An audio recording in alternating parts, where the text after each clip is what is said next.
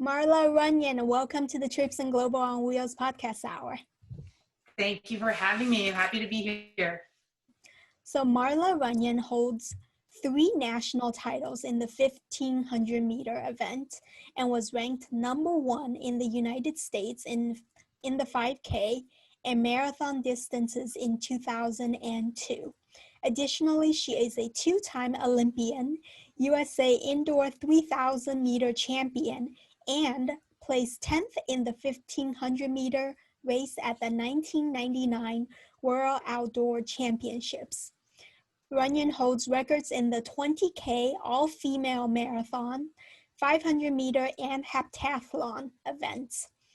Runyan received a degree in the education of the deaf at San Diego State University and another degree in education of deaf-blind children in 1994. In 2000, Runyan became the first legally blind American to compete in the Olympics, where she placed 8th in the 1500 meter event and had the top finish for an American female in the race. So anyways, welcome. That is such an impressive background, and I'm very honored that you came on the show because you're clearly a very busy person as well. Well, thank you. I'm excited to be here. And I know you became a mom quite a while ago, but people must ask you this question all the time. As a manual wheelchair user, I know people ask me similar questions, and so I never know what to respond. But I'm gonna ask it regardless, just because I don't have the experience of being blind or visually impaired. So how do you think being blind or visually impaired, or whatever the correct version of saying that is, I know you can see, I know you're sensitive to light and you can see larger objects. How has that identity of yours shaped your role of being a mom, either for better or in ways that are more filled with obstacles? That is a really, really good question. And you're the first person to ask me that question in relation to how my impairment impacts being a mom. So I just thank you for asking. So my daughter now is 15. And I can remember, when she was really little, most kids don't really have the ability, they haven't developed enough to see things from another person's perspective. So I do remember the period of time between age 5, 6, 7, 8, to where I was trying to explain to her that I saw things differently, or try to explain about my vision impairment, or she was learning how to read and I couldn't see the print in her books, for example. So I had, that was a concept of her, she couldn't understand why I couldn't see that. And then I think as she matured and got older, she became more clear, she was understanding that I don't see the same as she does. So, so it was a process, and it was really a kind of a fascinating, I think, learning experience for both of us. And today, as a 15-year-old, sometimes I think, my vision impairment can often be a sense of humor for our family, a source of humor for our family, which it just can be at times, which is good at times. But she's also, my daughter, I think, has learned a lot about differences in people, that we're not all the same, that we all have different strengths or areas that we can support each other. And so I think in that regard, it's been very important and beneficial for her to have that understanding at such an early age. Mm-hmm. Yeah, that's fascinating. And I think, a lot of people in the mainstream, as you like to say, don't really understand that aspect because people don't really talk about it very often. So I will confess that a lot of our conversation will not be directly related to running, because I know you got to talk about running a lot in your career. And so we will touch on it indirectly, but but we'll be covering more some of the other topics. So I understand that you have 2 master's degrees, as we read in your bio, in education of deaf-blind children. So why did you decide to major in special education?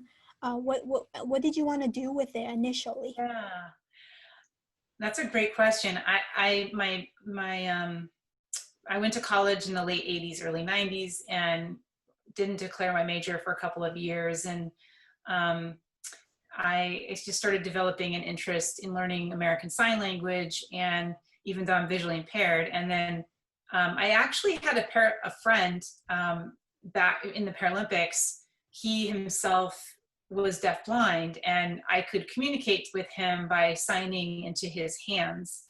And so that's how we communicated. And I think part of that friendship and just my interest in general of language and communication, I decided to major in it to be a teacher for deafblind children. So that was in the early 90s, and graduated in 1994 with my master's in education of deafblind children. And then post running career, when I finished, I retired from running in 2006.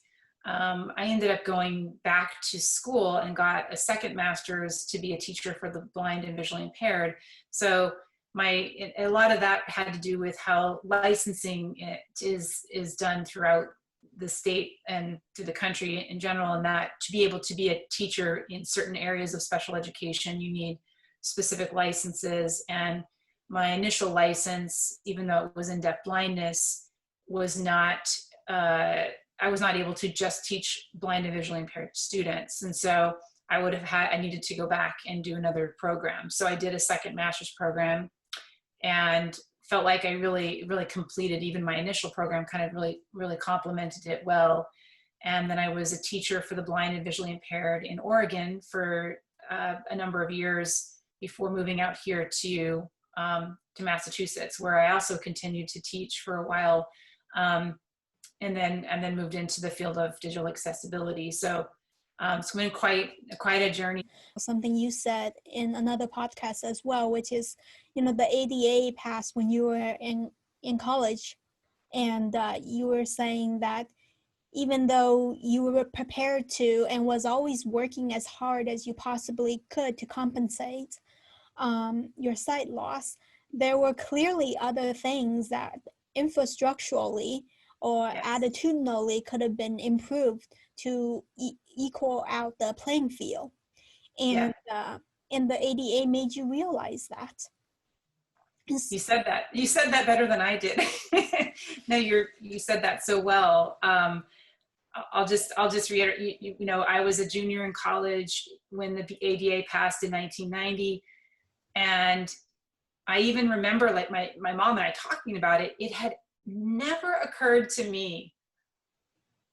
It had never occurred to me because I had been my whole life at that point, and I had a type of vision impairment that started off progressively very slow. So I was not only adapting and compensating all the time, I was taking on the responsibility of making my academics and curriculum and my entire world accessible to me. I was taking that on myself, not realizing that, wait a minute, that's a shared responsibility. I always think about back to my early days in college. It was like this two-step process. It was getting access to my curriculum was step one, and then actually doing the work was step two. So it was like twice as much work all the time. And I think as I got older and started to understand the difference between aptitude and accessibility are very different things. And I had the aptitude and the work ethic to do the work, but I can't do the work if the curriculum or the content or the information isn't accessible to me. And there's different ways of making it accessible. So when we recognize that there are really true barriers, as you said, there's infrastructure barriers, there's attitudinal barriers.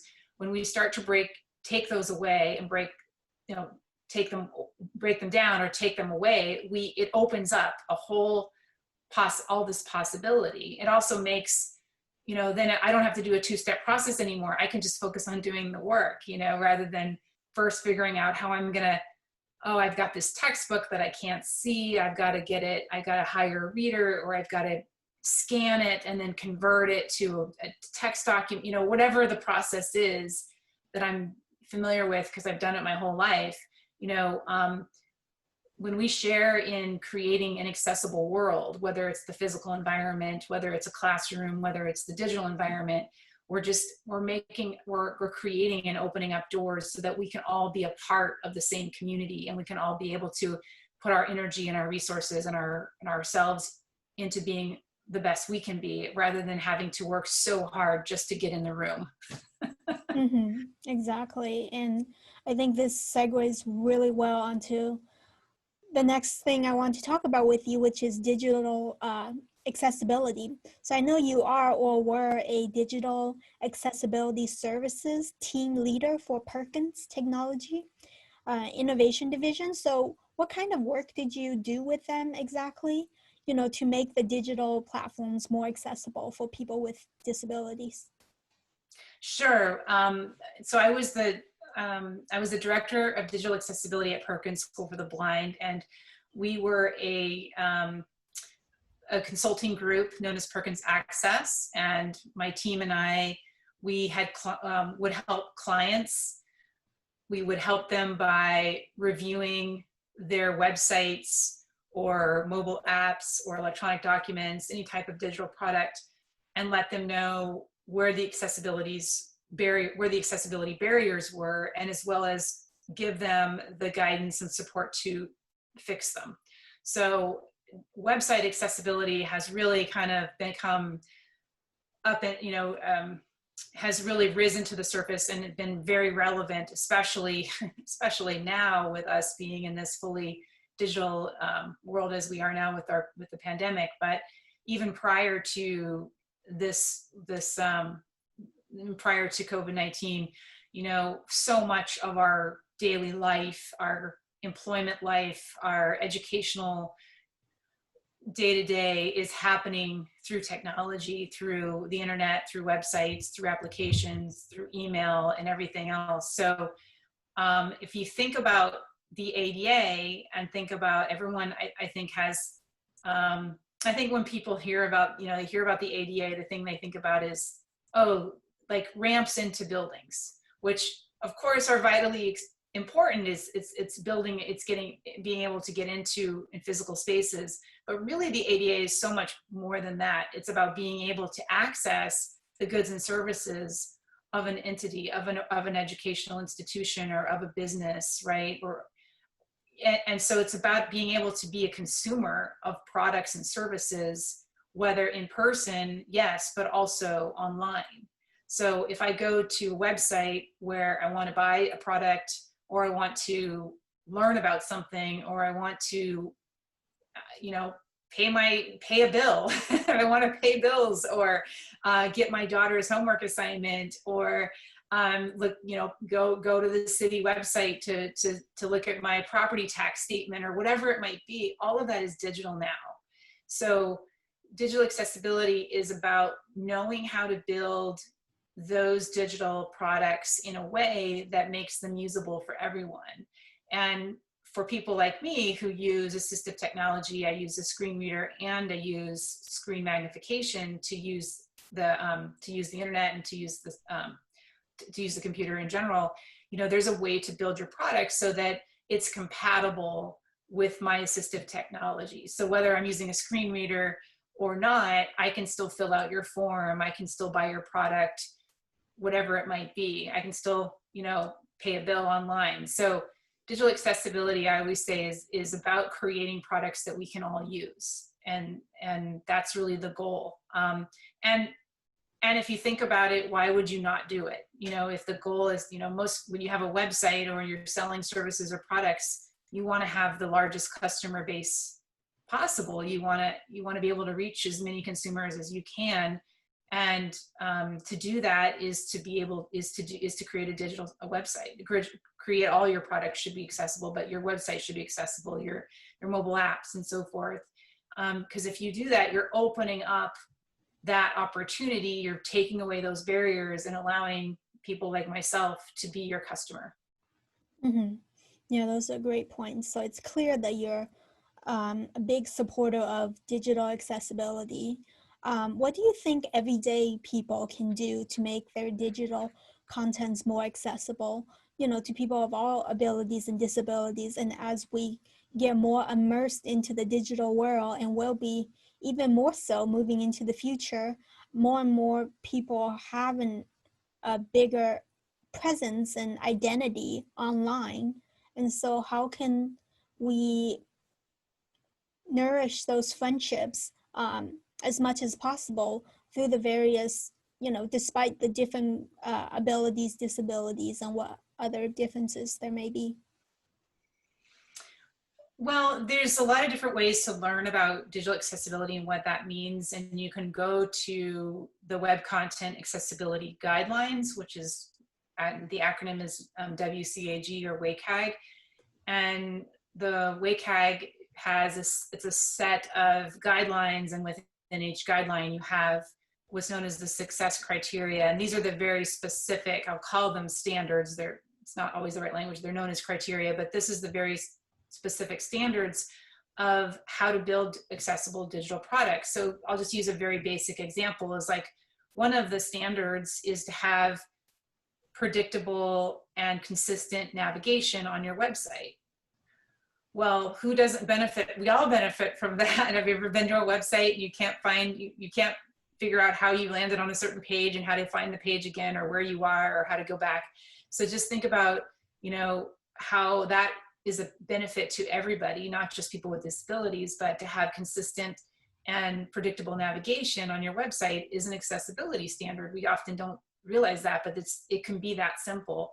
Another example is how we use color, right? So you can certainly use color, but be thinking about, if you're using color to be the only way to convey meaning in something, like you have to be able to distinguish colors in order to interact with a form or make a choice or make a selection, you're excluding people who may not be able to perceive color, right? So you need to use something in addition to color if it's being used to convey something like information or content. Another really important accessibility standard is contrast. So that's just the contrast between the text and the background. And if it's, light gray text on a white background, is extremely difficult for me to access. And most people who have low vision are going to be challenged to access, your site. Same thing with like blue on white or white on yellow. So think about those combinations of color that you're using in your text to background, and make something increase your contrast level, so that way you're able to reach so many more people who who have low vision, or even may not even identify as having a disability, but so many people with low vision or vision impairment have trouble reading text when there's not enough contrast. So there's just 3 examples right there. By going into WCAG which is through the W3C, you can read about each of the standards and start to understand what they are, and start to implement them within your digital content. And I just gave you 3, but there's about 47 more that are really, really important. There's also standards now in the most recent iteration of WCAG 2.1 that are specific to mobile devices. And so thinking about how your content, remember, it may not always be viewed on a computer monitor. It might be viewed on a phone, or it might be viewed on an iPad. So thinking about how is your website responsive? Does it reflow in a way that retains its meaning and operability when you change the size of the screen that you're viewing it on? So things like that, really, they aren't just benefiting those users who happen to have a disability, but they really make a product more usable for everyone. And so I would encourage people, if they want to learn more, to just go on to the W3C site, and all the standards are there to learn more about it. Yeah, those are great. So we'll definitely go and check those out.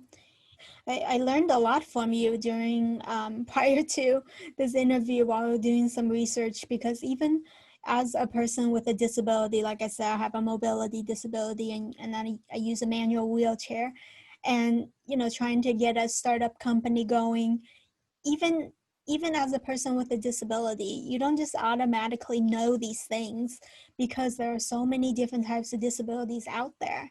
And so there's a lot of learning to do, despite if you have a disability or if you don't have a disability, because everyone's disability is so different. What I need is totally different from what you need. And True. Yes, absolutely true. I always I always say, like, I'm an expert on my own disability, but I'm not an expert on anybody else's.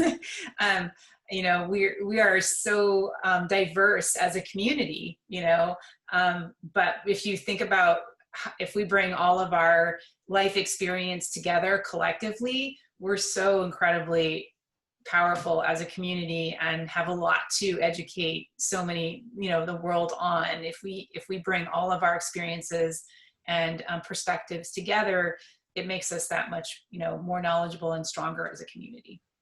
Exactly. And so I was actually kind of feeling guilty. I was like, oh, here I am here, a disability advocacy podcast, and trying to do all of this disability advocacy work, and maybe my website's not even accessible. And so it's a learning process for sure, and it's also undeniable that there is more effort, and there needs to be more thought put into it. I think another great point that you said earlier was from another podcast, was that you don't accidentally make an accessible podcast. I mean, an accessible website. It has to be intentional.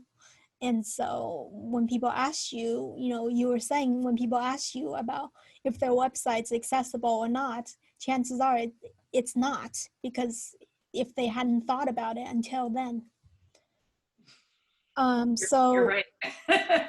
You're right. exactly. And so I think, this has been a great experience, Marla. We've definitely learned a lot from each other. I've learned a lot from you. And I know that our, viewers as well, as a person with a disability, learning about a disability that is totally different from mine. You just, as a business, you increase that, what's the word I'm looking for? You increase your market. You broaden that market if you're able to be inclusive and make your platform as open and accessible as possible. Absolutely. I think we can just kind of segue in from what you just said is, we know right now that there is in a very positive way, there's a lot of intentional steps taken across organizations in work in diversity, equity, and inclusion. So DEI, you see a lot of organizations and companies really putting real intention and work and resources into their diversity, equity, inclusion initiatives. And so I just like to remind everybody that the I in DEI includes accessibility. It's including everyone, and part of that I is accessible products, accessible buildings, accessible, opening up the doors and taking down the barriers so that you're letting people in.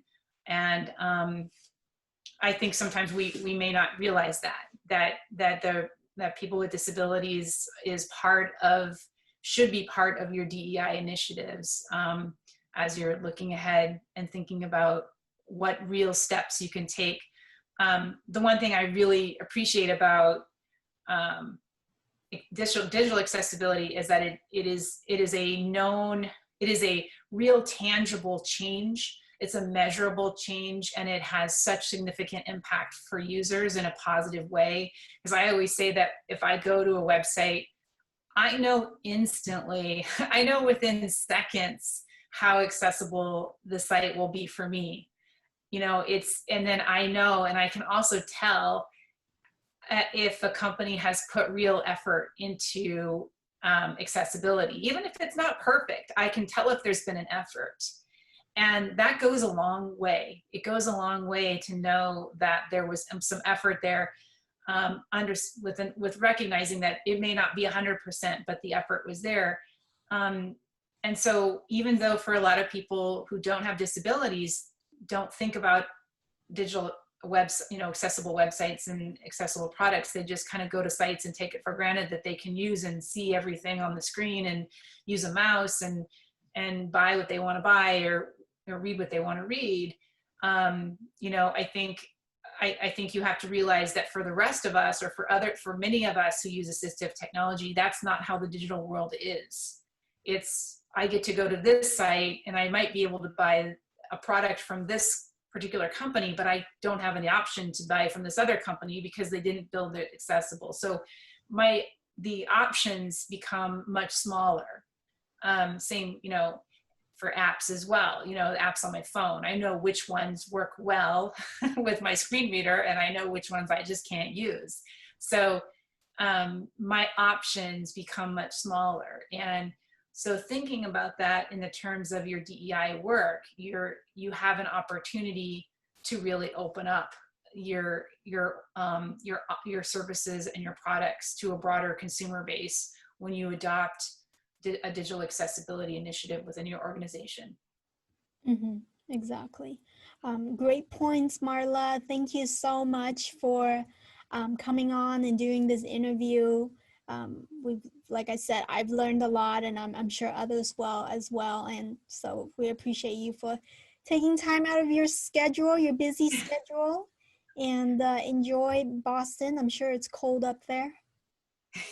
It's starting to resemble winter. It's getting cold, yeah. Yeah. Well, thank you for so having much. me. Of course, Marla. Have a wonderful day. Hopefully we'll be able to connect in person sometime after the pandemic. I hope so too. Thank you so much for the time to chat.